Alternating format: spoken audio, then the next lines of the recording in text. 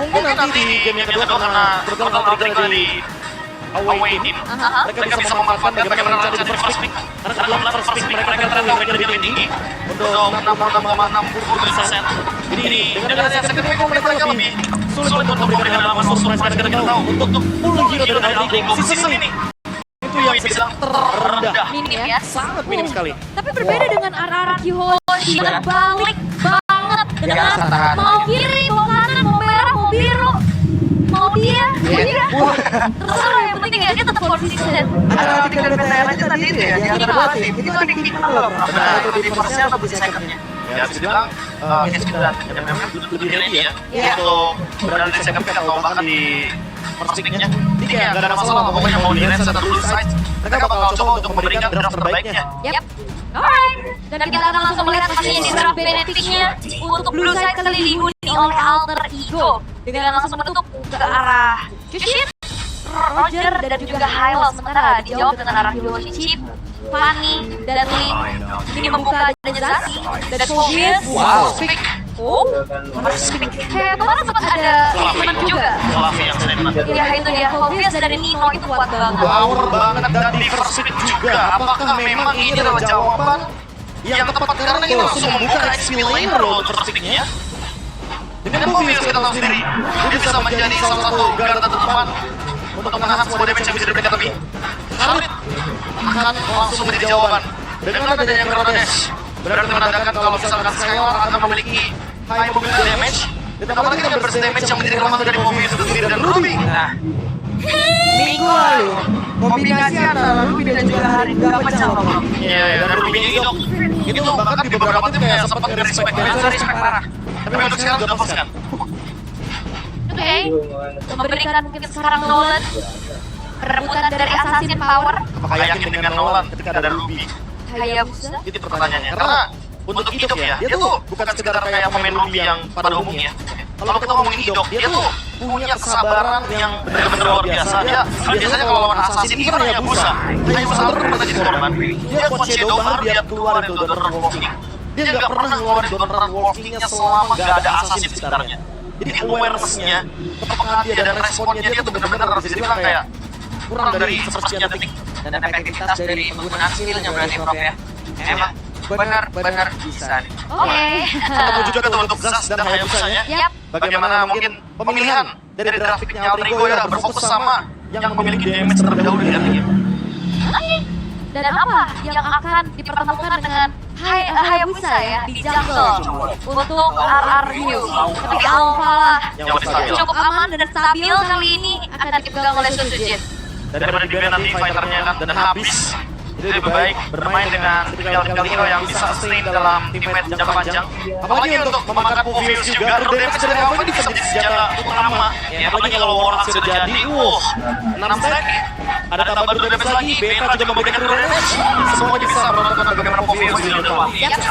Dan ini dia untuk hero pool dari Hijok ya, sebenarnya kayak win rate 100% walaupun dengan satu kali pick ya. Untuk ukurannya, tapi yang menarik ini dia Ruby 4 kali pick 100%. Wow, mempertahankan win rate. Dan memang kalau melihat statistik tim Papan Atas itu lumayan bisa seger begini loh angkanya. Iya. 100% ya kan, 4 kali pick. Dan kalau kita ngomong soal exportnya nih Ben, berarti di sini teman-teman dari Altrigo ingin menghindari tim fight panjang karena kebetulan hero Dino juga belum muncul. Sementara untuk ekspor sendiri ini kan hero yang cukup bisa menjadi asuransi late game. Ini benar-benar dibutuhkan banget sama Arami karena apa? Karena Alpha dan juga Haritnya udah ngejawab early game-nya. Oke. Untuk early game udah kelihatan ya. Tapi itulah tipikal dari Dairen yang kita tahu. Dairen bisa sangat-sangat fleksibel sekali. Lu butuh apa? Dairen bisa. Benar. Itu kan nggak fleksibel yang dimiliki oleh Dairen kan emang pada akhirnya juga bisa melengkapi dari deretan player RRQ. Siap. Dan Nigel sekarang mau lihat dari Ramus gitu dia yang di defense. Tapi bicara hero-nya daerah ya masih ada Edit. Arlot, Edit dari Glove banyak banget. Iya, ini di sini lebih dibutuhin sih. Karena kalau kita ngomong soal late game damage, ini juga masih punya magic power dengan level. Sehingga dengan nabung dulu nih stack early game dengan menggunakan tutorial itu mungkin bisa menjadi opsi juga. Agar nanti RRQ bisa lebih menunggu menuju ke late game ya, untuk edit bisa lebih snowballing. Yap. Dan dengan Ramus dulu. Wow, ini hero power juga buat Reigns.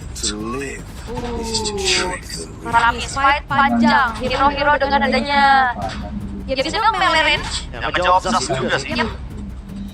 Oke, sementara untuk Alter Ego, gold lane apa yang akan mereka bawa untuk Hais? Karena most of ini masih terbuka sebenarnya. Matrix slot. Kalau mereka berani memainkan Melissa, Ya, Melissa boleh sih, karena lagi-lagi ya, kita udah sering mention kalau misalkan lawan Faramis, Melissa jadi opsi yang bagus. Biar percaya dalam hitungan detik. Cuma masalahnya ini lawannya ini second dan terakhir juga belum kelihatan bro. Benar, dan Sekalinya bisa nabrak hero nabrak belakang Melissa kacau banget. Harinya kacau juga sih sebenarnya. Iya. Karena jatuhnya dengan last pick kala itu juga, nanti Melissa akan terancam kan. Ada dua di dalam zoning out. Dan Romer, gold lane seperti apa yang dibawa itu dia Kual dan Minotaur. Event jangka panjang juga yang direspon ternyata sama Owen. Berarti mereka akan memiliki favor Romer, dan ini akan membuat nantinya cloud-nya bisa lebih lama untuk fight, untuk menjawab juga Faramis dengan Lazy Gwen berarti. Yap, oke. Dan last pick dari RRQ Hoshi yang akan diisi di area XP harusnya. Karena kalau melihat win rate-nya Ruby-nya Indox ini bisa lah jadi power pick-nya juga. Ini flex, jangan-jangan. Ya, atau jangan-jangan di flex. Bisa jadi. Mereka pakai respon dengan hero lain. Walaupun bisa dari Minotaurnya juga, tapi harusnya ini tetap bakal datang dari Indox si Ruby-nya. Sehingga nanti ada Edit sebagai pilihan terakhir. Seperti itu udah sempat kita mention juga kalau memang butuh tambahan damage ya Edit punya hal tersebut. Karena dengan terbelt nantinya Hybrid Defense akan membuat Primal Rage semakin lebih sakit lagi dikali 3,9. Wah, ini bisa dibilang hero baku hantam semuanya. Close range combat akan kita lihat juga. Banyak yang akan dibawakan. Pastinya akan ada power lebih lagi untuk RRQ Hoshi dengan membawa Faramis. Karena dengan adanya 10 hero yang sudah kita lihat dari damage potensial sebenarnya Alter Ego ya dia punya kekuatan yang lebih juga. Tapi tetap adanya fight jangka panjang RRQ Hoshi bisa jawab. Yep. Fight jangka panjang ya. Oke. Itu dia deretan hero yang sudah diamankan oleh masing-masing tim. Di match kita yang terakhir di hari ini, match yang ketiga antara Rorkyoshi versus Alter Ego Esport. Best of 3 series akan kita jalankan pula. Atau akan menjadi milik siapa pula poin kali ini. Jadi langsung saja, Epio Arena, mana suaranya?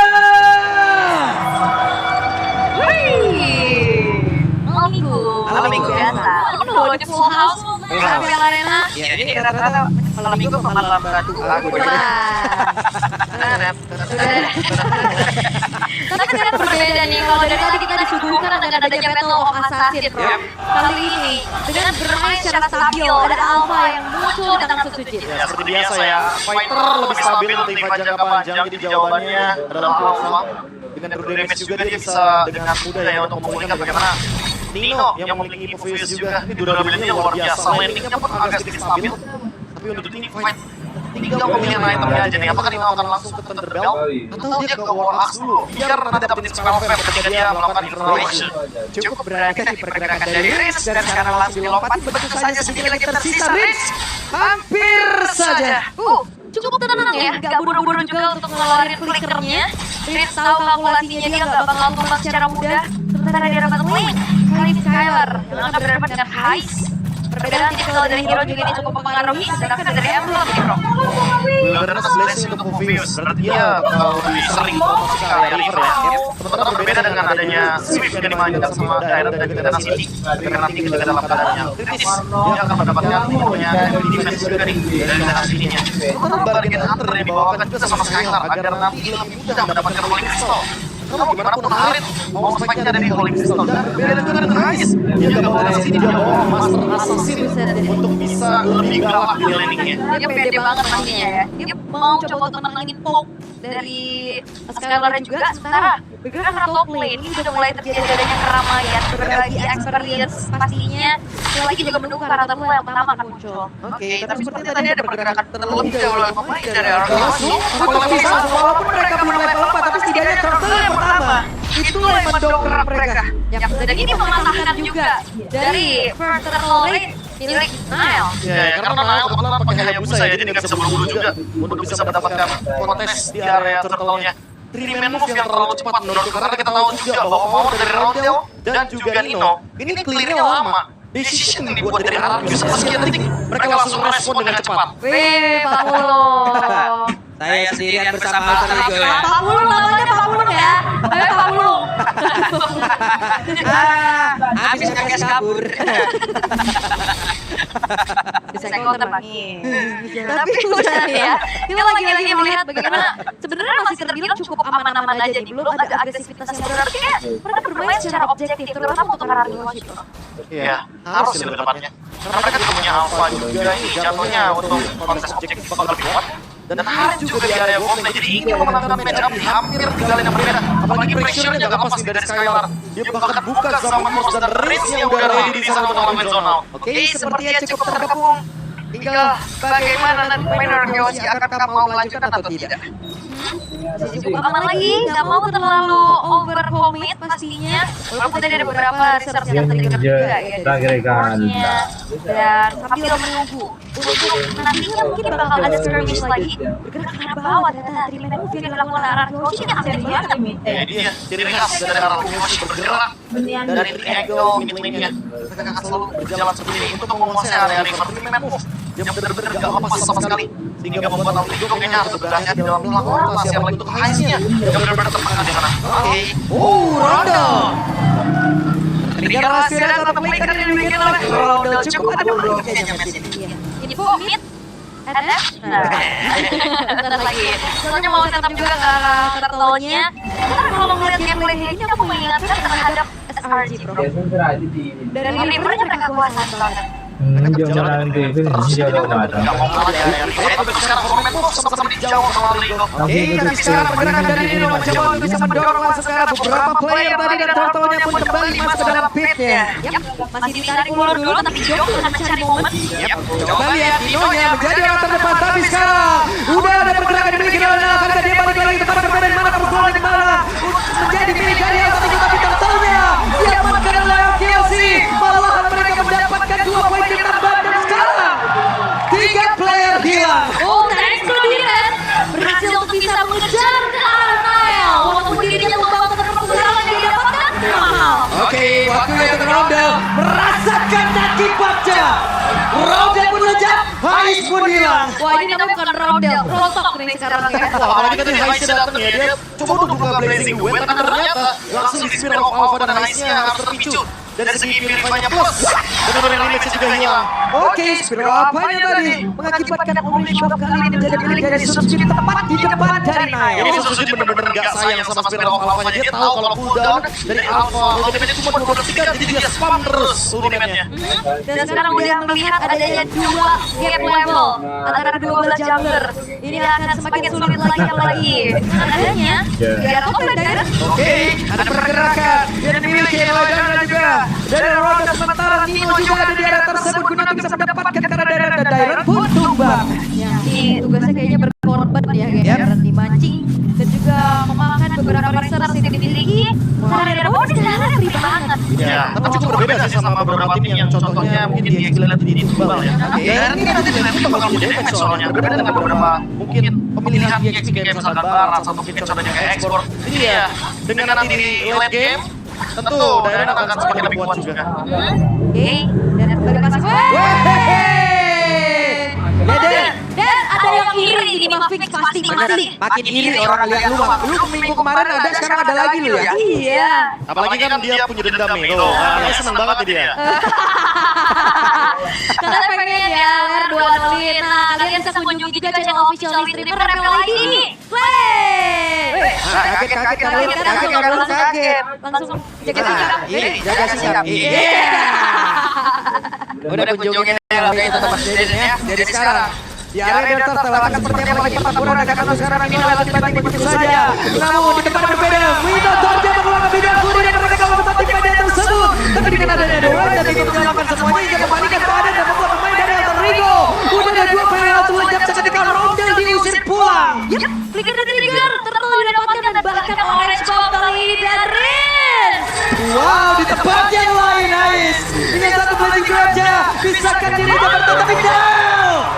What? Sujin berhasil untuk bisa 1 versus 2 dan bahkan membawa pulang oleh-oleh yang sangat-sangat mahal yaitu Nile. Iya. Gila. Ini Ini wall axe ditambah lagi dengan adanya satu double force, tapi pressure-nya nggak berhenti. RLQ benar-benar ingin menekan Alter Ego hingga berbeda goldnya sekarang. Lihat 7.300. Benar-benar pressure yang tiada hatinya. Purple buff diambil.